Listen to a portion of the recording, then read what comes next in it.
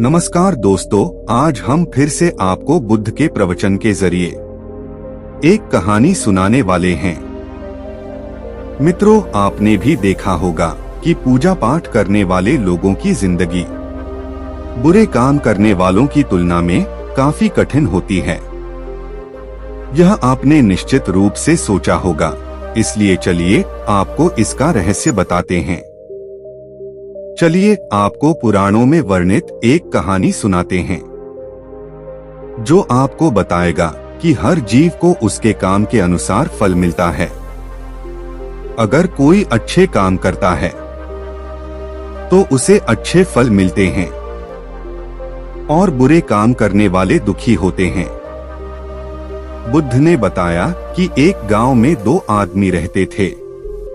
एक बहुत धार्मिक था और हर दिन मंदिर जाकर भगवान की पूजा करता था, लेकिन दूसरा आदमी जो नास्तिक था हर दिन मंदिर जाता था और दान पात्र से धन चुराकर जूते चप्पल और दाल खरीदता था। एक दिन गांव में भारी बारिश हो रही थी और मंदिर में एकमात्र पुजारी था। नास्तिक आदमी मंदिर गया और सब कुछ चुराकर वहां से चला गया। उस समय एक आस्तिक व्यक्ति भी मंदिर गया और भगवान की पूजा करने लगा। मंदिर के पुजारी ने उसे उसी समय देखा और उसे चोर समझा। वह गांव के बाकी लोगों से बचकर भागने लगा। वह वहां से भागते वक्त गिर गया और घायल हो गया। मंदिर में चोरी करने वाला व्यक्ति आस्तिक को मिला। कल्प बीतने पर भी करोड़ पाप कर्म से नष्ट नहीं होते। जब दोनों मर गए, आस्तिक व्यक्ति ने यमराज से पूछा कि उसके साथ ऐसा क्यों हुआ।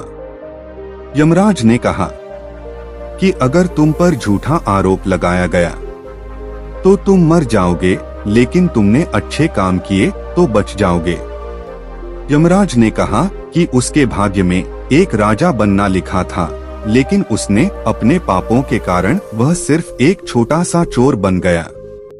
मित्रों, शास्त्रों में कहा गया है कि पाप कर्म के बिना भोगे गए करोड़ों का नाश नहीं होता। अगर कोई पाप करता है तो आज वह खुश हो सकता है, लेकिन कभी न कभी उसे अपने पाप का फल भुगतना पड़ेगा। तभी बुद्ध ने एक और कहानी सुनाई कि एक बहुत पापी व्यक्ति एक रास्ते से जा रहा था और उसे बहुत सारा सोना मिल गया। उसी रास्ते से एक अच्छा आदमी जा रहा था। उसे एक कांटा लग गया और वह जमीन पर गिर गया। उस स्थान पर कुछ लोगों ने सोचा कि यह बहुत गलत हुआ और दोनों आदमियों की कुंडली ले जाकर एक पंडित को दिखाई। पंडित ने कहा कि पापी व्यक्ति का भाग्य राजा बनना था, लेकिन उसके पाप के कारण अब उसे सिर्फ इतना सोना मिला है। उस भले और धर्मात्मा व्यक्ति के जीवन का आज आखिरी दिन था, लेकिन उसके अच्छे कर्मों की वजह से वह बच गया। क्या बुरे कामों से बच सकते हैं?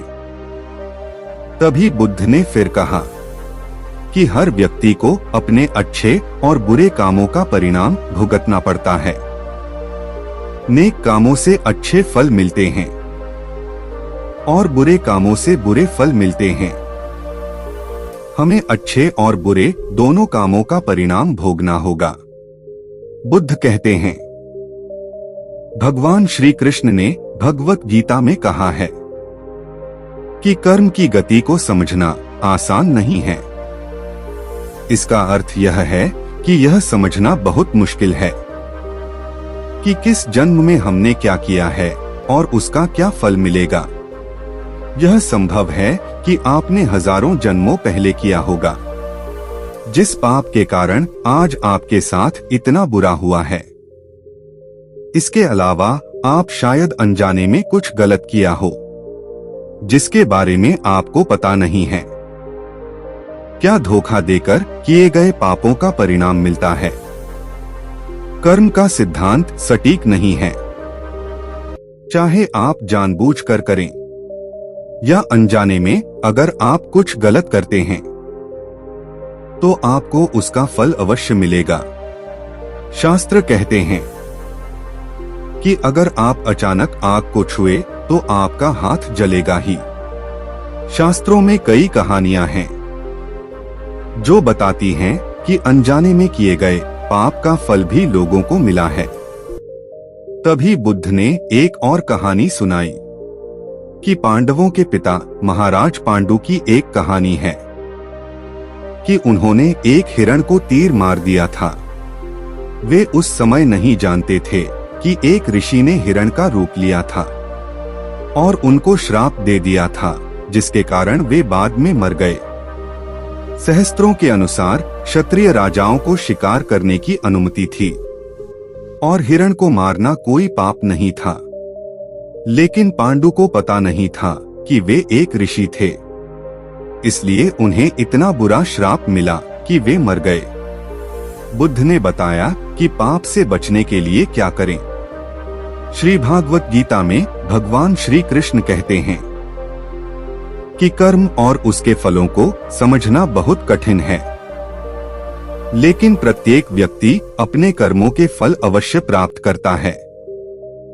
श्री भागवत गीता के अध्याय 18 में भगवान श्री कृष्ण ने कहा कि सभी धर्मों को छोड़कर मेरी शरण में आओ और मैं तुम्हें सभी पापों से मुक्त कर दूंगा। बुद्ध कहते हैं हमें कुछ वक्त भगवान के लिए भी निकालना चाहिए। हमें कुछ वक्त के लिए मंदिर में जाना चाहिए, इसलिए नहीं कि हमें ये मिल जाए वो मिल जाए, इसलिए क्योंकि मंदिर जाने से और भगवान का नाम लेने से मन को शांति मिलती है। आशा करते हैं आपको बुद्ध की बातें जरूर पसंद आई होंगी और ऐसी ही अच्छी और सच्ची पुराणों की बातें जानने के लिए हमारे चैनल बुद्ध ज्ञान को सब्सक्राइब जरूर करें। नमो बुद्धाय नमः।